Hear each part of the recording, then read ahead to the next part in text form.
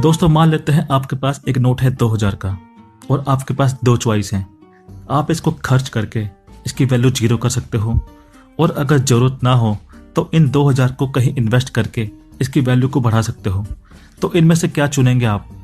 अगर आप भी उन लोगों में से हैं जिनको लगता है कि इस 2000 को खर्च करने की बजाय इन्वेस्ट करना ज़्यादा बेहतर है, तो ये वीडियो आपके लिए ही है। अपने पैसों को सही जगह इन्वेस्ट करने के बहुत तरीके हैं, जैसे आप गोल्ड और प्रॉपर्टी में इन्वेस्ट कर सकते हो, रिटायरमेंट प्लान ले सकते हो, म्यूचुअल फंड में इन्वेस्ट कर सकते हो, बैंक में एफडी करा के फिक्स इंटरेस्ट ले सकते हो और शेयर मार्केट में भी इन्वेस्ट करके आप अच्छे प्रॉफिट कमा सकते हो। तो आज की इस वीडियो में पर्टिकुलर शेयर मार्केट के बारे में बात करेंगे।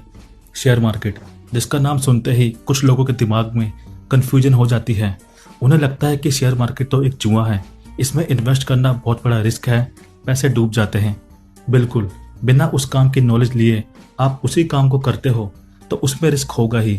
ठीक इसी तरह शेयर मार्केट में भी रिस्क है और इससे कोई भी नहीं बच सकता अगर आपको इसकी सही नॉलेज नहीं है तो। लेकिन आपको अगर इसकी सही नॉलेज है तो आप इसमें रिस्क को कम कर सकते हो और अपनी इन्वेस्टमेंट पे अच्छे प्रॉफिट ले सकते हो। तो इन्हीं कुछ ज्ञान की बातों को सीखते हैं और जानते हैं कि शेयर मार्केट है क्या और कैसे काम करता है। सबसे पहले मार्केट, यानी कि वो जगह जहां हम कुछ खरीदते और बेचते हैं, और शेयर का मतलब हिस्सा, यानी किसी कंपनी में हिस्सा खरीदना और बेचना, शेयर मार्केट। भारत में ऐसी दो शेयर मार्केट हैं जिसको स्टॉक एक्सचेंज के नाम से जाना जाता है, NSE और BSE, national stock exchange, Bombay stock exchange. आप इन दोनों में ही लिस्टेड कंपनियों में शेयर को खरीद और बेच सकते हो, लेकिन इसके लिए पहले आपको अपना एक डीमैट अकाउंट ओपन करवाना पड़ता है, जो कि आपके बैंक अकाउंट से लिंक होता है। जिस तरह आपके बैंक अकाउंट में आपके पैसे सेव रहते हैं, उसी तरह डीमैट अकाउंट में आपके शेयर जो आपने खरीदे हैं वो सेव रहते हैं। डीमैट अकाउंट को आप बहुत ही आसानी से ओपन करवा सकते हो। आप किसी भी बैंक में जाके इसके लिए अप्लाई कर सकते हैं या फिर आप घर बैठे ऑनलाइन इसको ओपन करवा सकते हो। ऑनलाइन ऐसी दो कंपनियां जो बहुत ही कम फीस में आपको डीमैट अकाउंट प्रोवाइड करवाती हैं, पहली जीरोधा, दूसरी अपस्टॉक। ये दोनों ही कंपनियां लगभग सिर्फ 300 रुपये में आपको डीमैट अकाउंट की सर्विस देती हैं। इन दोनों के लिंक मैंने अपने नीचे डिस्क्रिप्शन बॉक्स में दे दिए हैं, आप वहां से इसको ओपन कर सकते हो। वापिस चलते हैं। आपका सवाल हो सकता है कि ये बड़ी बड़ी कंपनियां आखिर हमें अपना हिस्सेदार क्यों बनाती हैं? इसका जवाब है, हर कंपनी को ग्रो करने के लिए पैसे चाहिए होते हैं और इन्हीं पैसों को इकट्ठा करने के लिए कंपनी के पास कुछ ऑप्शन होते हैं। कंपनी अपने पैसे लगा सकती है, बैंक से लोन ले सकती है, दूसरे अमीर लोगों को अपनी कंपनी में इन्वेस्ट करने के लिए कह सकती है, या फिर पब्लिक फंडिंग के जरिए आम जनता से पैसे ले सकती है। जब कोई कंपनी पहली बार पब्लिक से फंडिंग लेती है तो उसे IPO कहते हैं, इनिशियल पब्लिक ऑफर। इसके जरिए कंपनी अपने बहुत सारे शेयर आम जनता के लिए मार्केट में ऑफर करती है। लोग इन्हीं शेयर के बदले कंपनी को पैसे देते हैं। जब कोई कंपनी बैंक से लोन लेती है तो कंपनी को उन पैसों पे इंटरेस्ट देना पड़ता है और कुछ टाइम के बाद वो लोन भी वापस देना पड़ता है। बैंक को पैसों के बदले कोई शेयर नहीं मिलता क्योंकि उनको इंटरेस्ट मिलता है। लेकिन पब्लिक फंडिंग के जरिए मिले पैसों को ना तो कंपनी को लौटाना पड़ता है और ना ही उस पर कोई इंटरेस्ट देना पड़ता है, क्योंकि लोगों को पैसों के बदले उस कंपनी का कुछ हिस्सा मिलता है और वो उतने हिस्से के मालिक बन जाते हैं, यानी कि शेयर होल्डर। इसीलिए शेयर मार्केट बहुत ही अच्छा ऑप्शन है कंपनी और पब्लिक के लिए। आम पब्लिक को बड़ी बड़ी कंपनियों में इन्वेस्ट करने का मौका मिल जाता है और कंपनी को जल्दी फंड मिल जाता है। शेयर मार्केट काम कैसे करती है, इसका एक छोटा सा उदाहरण देखते हैं। जैसे कोई XY कंपनी जिसकी मार्केट वैल्यू 2 करोड़ है और उसने अपने 2 लाख शेयर पब्लिक के लिए मार्केट में ऑफर कर रखे हैं, तो उसके हर एक शेयर की कीमत 100 रुपये हो गई। आप उस कंपनी में 10 शेयर 100 रुपये की कीमत पे खरीदते हो तो आप उस कंपनी में 1000 रुपये के मालिक बन जाते हो, यानी शेयर होल्डर। उस कंपनी में आपका 1000 रुपये का हिस्सा है, इसी हिस्से को शेयर कहते हैं। उसके बाद कल को कंपनी अच्छे प्रॉफिट कमाती है और उसकी मार्केट वैल्यू 2 करोड़ से बढ़ के 4 करोड़ हो जाती है, तो उसके एक शेयर की कीमत भी 100 रुपये से बढ़ के 200 रुपये हो जाएगी और आपके इन्वेस्ट किए हुए 1000 रुपये भी बढ़ के 2000 रुपये हो जाएंगे। इसी तरह अगर फ्यूचर में कंपनी को लॉस होता है या कंपनी अच्छा परफॉर्म नहीं कर पाती और उसकी मार्केट वैल्यू घट के 2 करोड़ से 1 करोड़ रुपये हो जाती है, तो उसके एक शेयर की कीमत भी 100 रुपये से घट के 50 रुपये हो जाएगी और आपके इन्वेस्ट किए हुए 1000 रुपये कम होकर 500 रुपये रह जाएंगे। आप जब चाहे अपने शेयर को मार्केट में बेच के निकल सकते हो।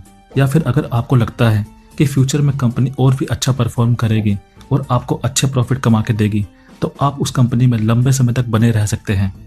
इसी तरह जब किसी कंपनी को प्रॉफिट होता है तो कंपनी उस प्रॉफिट के कुछ हिस्से को अपने अपने शेयर होल्डर में बांट देती है।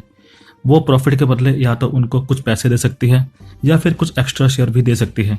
इसको डिविडेंड कहा जाता है। डिविडेंड के क्या फायदे हैं उसको समझते हैं।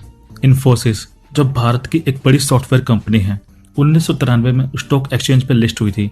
उस वक्त कंपनी ने 95 रुपए की कीमत पे अपने शेयर आईपीओ के जरिए पब्लिक के लिए ऑफर किए थे। उसके बाद से कंपनी लगातार अच्छा परफॉर्म करती आ रही है और अच्छे प्रॉफिट भी कमा रही है। 1993 से 2018 तक कंपनी ने अब तक 7 बार डिविडेंड दिया है। कंपनी प्रॉफिट के बदले एक शेयर के ऊपर 384 शेयर और दे चुकी है। यानी जिसने 1993 में 95 रुपए दे के कम से कम एक शेयर भी लिया होगा, उसके पास अब तक 385 शेयर हो चुके हैं। और 2020 की बात करूं तो आज इन्फोसिस के शेयर की कीमत लगभग 800 रुपए है।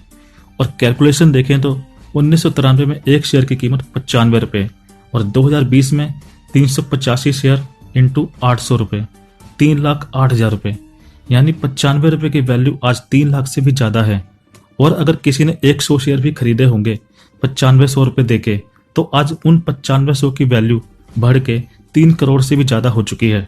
और ये लोग चाहें तो जब मर्जी अपने इन शेयर को बेच के मार्केट से निकल सकते हैं। और अगर ये लंबे समय तक कंपनी में बने रहते हैं तो इनको आगे भी कंपनी की तरफ से इसी तरह पैसे मिलते रहेंगे। लेकिन हर कंपनी इन्फोसिस की तरह नहीं होती। कुछ कंपनियां फेल भी हो जाती हैं और आपको नुकसान भी हो सकता है। कोई कंपनी जब प्रॉफिट कमा रही होती है तो बहुत से लोग उस कंपनी के शेयर्स खरीदना शुरू कर देते हैं और उसकी डिमांड बढ़ जाती है। और जब डिमांड बढ़ जाती है तो उसकी कीमत भी बढ़ जाती है। ठीक इसी तरह जब कोई कंपनी लॉस में जा रही होती है तो उसके शेयर कोई नहीं लेना चाहेगा और जिन लोगों ने पहले से उसके शेयर्स ले रखे हैं वो लोग भी उसे बेचने लगते हैं। उसकी डिमांड घट जाती है जिसकी वजह से उसके शेयर की कीमत भी घट जाती है। इसी उतार चढ़ाव में कई लोग फायदा लेते हैं और कुछ लोग अपना नुकसान भी करवा लेते हैं। इसीलिए शेयर मार्केट को आपको बहुत डीपली समझने की जरूरत है कि हमें कब खरीदना है और कब बेचना है।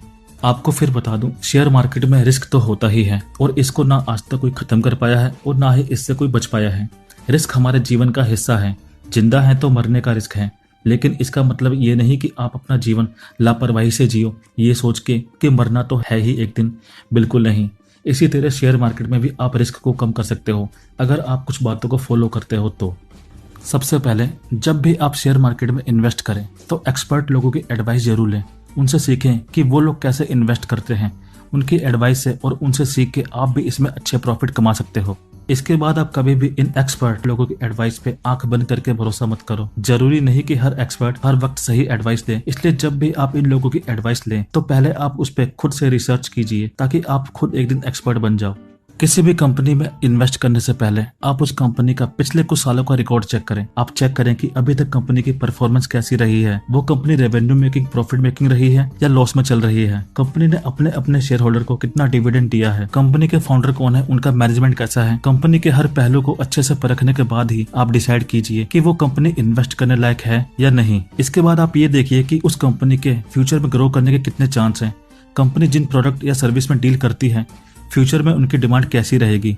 वक्त के साथ कंपनी खुद को अपग्रेड करती है या नहीं, क्योंकि लोगों को हमेशा कुछ नया चाहिए होता है। इसलिए किसी भी कंपनी को चुनते वक्त आप ये जरूर देखें कि वो कंपनी लंबे समय तक चलेगी या नहीं, क्योंकि ज़्यादा प्रॉफिट आपको तभी मिलेगा जब आप किसी कंपनी में लंबे समय तक बने रहेंगे। और आप लोग भी वाकई अगर शेयर मार्केट में कामयाब होना चाहते हैं तो जरूरी है कि आप इसमें एक्सपर्ट बनो। शेयर मार्केट का कंसेप्ट इतना बड़ा और डीपली है कि सिर्फ एक छोटी सी वीडियो में खत्म नहीं हो सकता। इसलिए step by step share market series में इसके कंसेप्ट को कंप्लीट और अच्छे तरीके से समझेंगे, ताकि कल को जब आप भी इसमें इन्वेस्ट करें तो आपको ये एक जुआ ना लगे, बल्कि इसमें एक ऐसी अपॉर्चुनिटी दिखे जिसमें आप अपना कैरियर बना सकें। और मेरी छोटी सी एडवाइस है कि शुरुआत में आपको कुछ पैसों से इन्वेस्टमेंट जरूर सीखनी चाहिए। महान इन्वेस्टर वॉरेन बफे ने भी कहा है, never depend on single income, make investment to create second source. तो दोस्तों वीडियो को यहीं खत्म करते हैं। अगर वीडियो अच्छा लगा हो तो आपको पता है क्या करना है। इस चैनल पे पहली बार आए हैं तो चैनल को सब्सक्राइब जरूर करें। अगले वीडियो में समरी करेंगे उस बुक की जिसमें इन्वेस्टमेंट करके अमीर बनने का एकमात्र रहस्य बताया गया है। तो मिलते हैं अगले वीडियो में, तब तक के लिए